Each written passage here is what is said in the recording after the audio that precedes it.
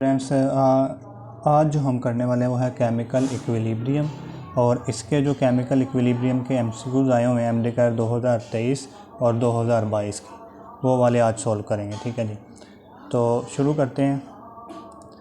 पहला क्वेश्चन एमडीकेयर 2023 से शुरू करते हैं। One can estimate the direction in which equilibrium will shift with the help of, कि हमें इसकी कैसे मालूम चलता है कि ये जो इक्विलिब्रियम है किस डायरेक्शन में जाएगा, तो ये किस प्रिंसिपल से हमें मालूम पड़ता है। तो अगर हमारे पास ये एक रिएक्शन हो जिसमें ए रिएक्टेंट प्रोडक्ट बी में कन्वर्ट कर रहे हो और ये रिवर्सिबल रिएक्शन हो, तो अगर हमें इस पर देखना है कि इस पर अगर मैं कंसंट्रेशन रिएक्टेंट की कम कर दूँ या फिर ज़्यादा कर दूँ, या फिर कंसंट्रेशन प्रोडक्ट की कम कर दूँ या ज़्यादा कर दूँ, या फिर प्रोडक्ट प्रेशर जो है वो कम या ज़्यादा करूँ, टेम्परेचर को कम या ज़्यादा करूँ, तो ये सारे फैक्टर जो है इसकी इक्विलिब्रियम को अफेक्ट करेंगे कि इक्विलिब्रियम किस तरफ जाएगा। और ये हमें बताता है कि इक्विलिब्रियम किस तरफ जाएगा, ये वाली बात हमें बताता है ली चैटलियर प्रिंसिपल, आपने पढ़ा होगा। ये ऑप्शन आगे है जी, what is the ultimate fate of a reversible reaction. एक रिवर्सिबल रिएक्शन है, उसकी किस्मत क्या है, उसने आखिरकार क्या उसकी किस्मत है। तो ये अगर रिवर्सिबल रिएक्शन है तो इसका रिवर्सिबल रिएक्शन का क्या है कि इसमें जो है ये रिएक्शन स्टॉप नहीं होगा, कंप्लीट नहीं होगा हमें। ठीक है, कंप्लीट का मतलब कि सारे के सारे रिएक्टेंट प्रोडक्ट में अगर कन्वर्ट हो जाएं तो उसे हम कहते हैं कंप्लीट। मगर रिवर्सिबल रिएक्शन में क्या होता है कि रिएक्टेंट प्रोडक्ट में कन्वर्ट हो रहे होते हैं और प्रोडक्ट वापस से रिएक्टेंट बना रहा होता है। और ये भी नहीं होता कि सारे के सारे रिएक्टेंट पहले प्रोडक्ट में कन्वर्ट हो जाएं और फिर जो है प्रोडक्ट वापस से रिएक्टेंट बनाना शुरू कर दे। इस तरह नहीं होता, पहले थोड़े से रिएक्टेंट प्रोडक्ट में कन्वर्ट होते हैं, जिस तरह ही प्रोडक्ट जो है उसकी वैल्यू ज़्यादा होती है तो वापस से रिएक्टेंट बनाना शुरू कर देती है। तो मतलब ना ही रिएक्टेंट पूरे के पूरे कंज्यूम होंगे और ना ही प्रोडक्ट पूरे के पूरे कंज्यूम होंगे और ना ही रिएक्शन कंप्लीट होगा ये कि एक स्टेज ऐसी आ जाएगी जिसको हम केमिकल इक्विलिब्रियम या फिर डायनामिक इक्विलिब्रियम कहते हैं, जहाँ पे ये रिएक्टेंट और ये प्रोडक्ट इनकी जो कंसंट्रेशन है, इनकी मिकदार है वो सेम हो जाएगी। अब ये बस आपस में चेंज ही हो रहे होंगे। ठीक है, तो ऐसी स्टेज आएगी जहाँ पे इनकी कंसंट्रेशन में कोई चेंज नहीं आएगा। तो पहला है ऑप्शन कंप्लीशन ऑफ रिएक्शन, तो कंप्लीट नहीं होगा, हमने देखा। कंप्लीट कंजप्शन ऑफ रिएक्टेंट, ये भी नहीं है। कंप्लीट कंजप्शन ऑफ प्रोडक्ट भी कंज्यूम नहीं होंगे पूरे को पूरे। A stage when there is no net concentration, ये ठीक है कि ऐसी स्टेज आएगी जहाँ पे कोई कंसंट्रेशन की चेंजिंग नहीं होगी, रिएक्टेंट और प्रोडक्ट की कंसंट्रेशन सेम रहेगी।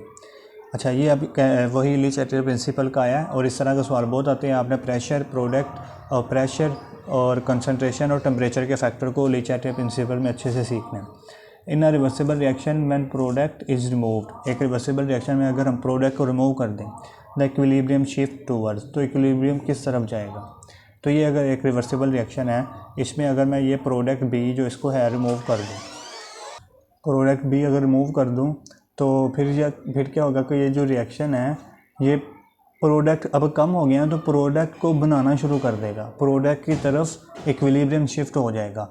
तो क्योंकि प्रोडक्ट कम हो गया, अब प्रोडक्ट ज़्यादा करनी है ताकि इक्विलिब्रियम दोबारा से बहाल हो। ठीक है, इक्विलिब्रियम पे क्या होता है कि जो रिएक्टेंट और प्रोडक्ट है इनकी कंसंट्रेशन बराबर हो जाती है और ये आपस में चेंज होते रहते हैं। अब अगर ये प्रोडक्ट की कंसंट्रेशन कम होगी तो फिर जो इक्विलिब्रियम है वो जो डिस्टर्ब होगा और फिर जो रिएक्शन है वो प्रोडक्ट जो है वो प्रोडक्ट ज़्यादा बनाएगा ताकि इक्विलिब्रियम वापस से बहाल हो। तो फिर जो अगर हम प्रोडक्ट को रिमूव करेंगे तो रिएक्शन प्रोडक्ट वाली साइड पे इक्विलिब्रियम प्रोडक्ट वाली साइड पे मूव कर जाएगा, तो प्रोडक्ट साइड पे मूव कर जाएगा। C option. आगे जी, the decrease in the solubility of salt in a solution that contains an ion common to the salt is known as, कि वो कह रहा है कि एक साल्ट है उसकी जो सोल्यूशन में सोल्युबिलिटी है वो डिक्रीज हो जाती है इस वजह से कि सोल्यूशन में एक ऐसा आयन मौजूद है जो कि कॉमन है साल्ट में, मतलब वो साल्ट में भी मौजूद है और सोल्यूशन में भी मौजूद है। तो इस प्रिंसिपल को क्या हम कहते हैं, तो इस प्रिंसिपल से आप बखूबी वाकिफ़ हैं कि आयन जो है वो दोनों में सेम होता है, उसे हम कहते हैं कॉमन आयन इफेक्ट। होता क्या है कि जो कॉमन आयन इफेक्ट है इसमें जिस तरह एक एग्जांपल हमने बहुत प्रेसिपिटेशन ऑफ NaCl पर है कि NaCl अगर हम साल्ट सोल्यूशन में डालें HCl में, ठीक है, तो इन दोनों में जो है ये देखो जब ये आयोनाइज होगा तो Na+ और Cl नेगेटिव और इसी तरह Na+ H+ और Cl नेगेटिव, इन दोनों में जो है ये क्लोराइड आयन सेम है। तो ये सेम होने की वजह जो NaCl है ना, इसकी जो सॉल्युबिलिटी है HCl में वो रुक जाती है। तो ये जो आयन है कॉमन आयन इफेक्ट इसको कहते हैं। तो सी वाली ऑप्शन। अब आगे जो है वो 3 तरह के आपको आगे जो है वो KSP से क्वेश्चन है।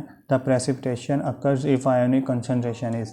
तो आप इसके लिए ना 3 रिलेशन याद कर लें कि अगर KSP इसकी वैल्यू जो है वो कम हुई आयोनिक कंसनट्रेशन से, किससे, आयोनिक कंसनट्रेशन से, तो फिर जो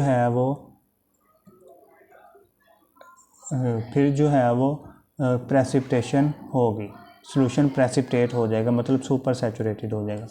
और अगर KSP की जो वैल्यू है वो ज़्यादा हुई आयोनिक कंसनट्रेशन से, तो जो सॉल्यूशन है आयोनिक कंसनट्रेशन से, तो सॉल्यूशन जो है वो अनसैचुरेटेड बनेगा। और अगर KSP की वैल्यू बराबर हुई आयोनिक कंसनट्रेशन से, तो जो सॉल्यूशन है वो सैचुरेटेड बनेगा। तो ये 3 रिलेशन आपको याद रखने हैं।